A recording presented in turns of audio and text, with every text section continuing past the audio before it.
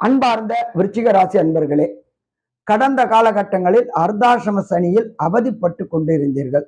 இப்ப சனி பகவானை பொறுத்தளவுக்கு வக்ரகதி அடைஞ்சிருக்கிறாரு. கொஞ்சம் ரிலீஃப் கிடைக்கக்கூடிய வாய்ப்புகள் உண்டு. இந்த ரிலீஃப் 17/11/2025 வரல இருக்கு. அர்த்தாசிரம சனியினால அசிங்கங்களையும் அவமானங்களையும் கஷ்டங்களையும் பெற்றுக்கிட்டு இருந்தீங்க. இப்ப ரிலீஃப் கிடைக்கக்கூடிய வாய்ப்புகள் உண்டு.